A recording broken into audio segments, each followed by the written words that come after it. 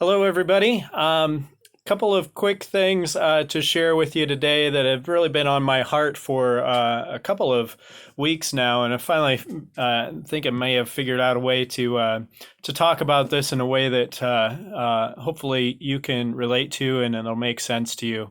One of the things that I've noticed is that during this whole time, we have all had moments where this whole pandemic and all of the changes that have come across us, even for those of us who are in good health, but for those that are struggling with health issues, and then you've got restrictions on who can be with you and where you can be and how you can be there.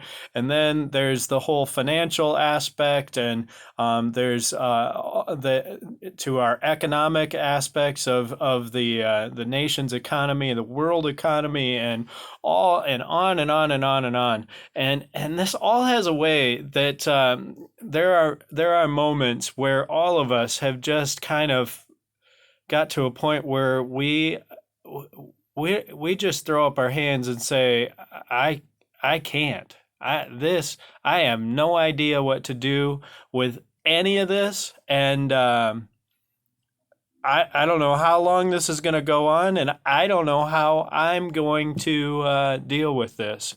I can't.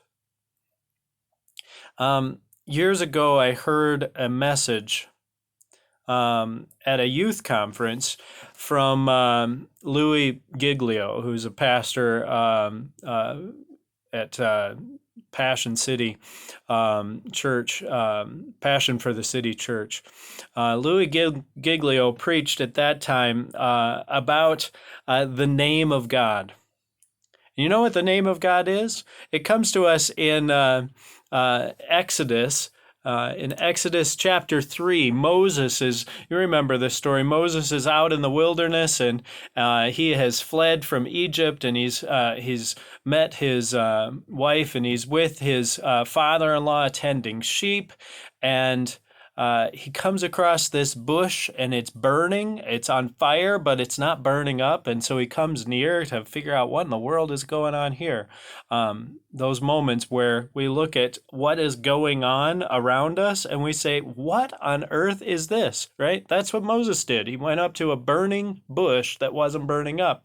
What is this? I have to see this.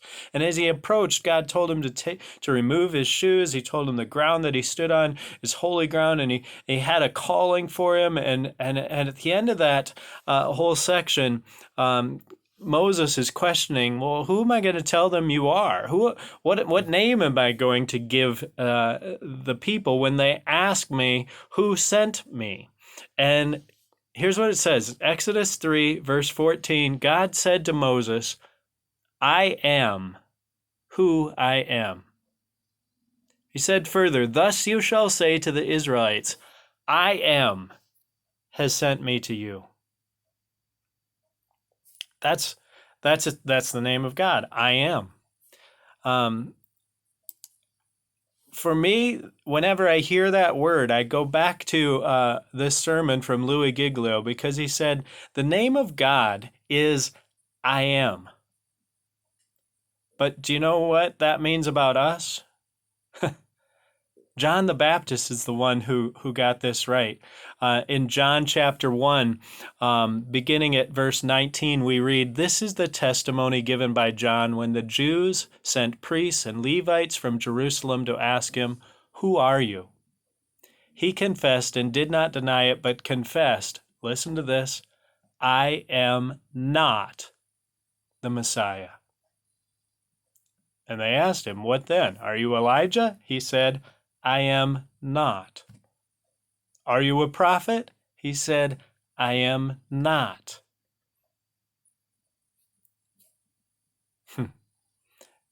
When he finally gets around to saying who he is, this is what he says, I am the voice of one crying out in the wilderness. Make straight the way to the Lord. Oh my goodness.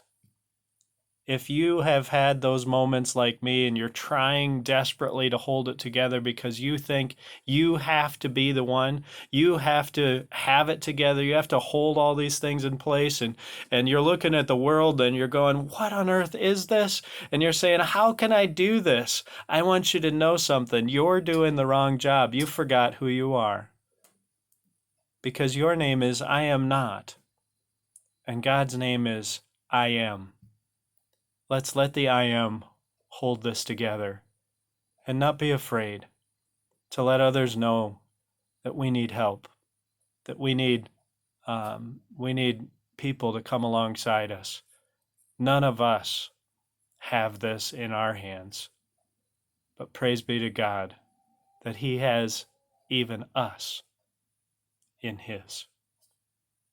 Keep living the story. I'll see you tomorrow.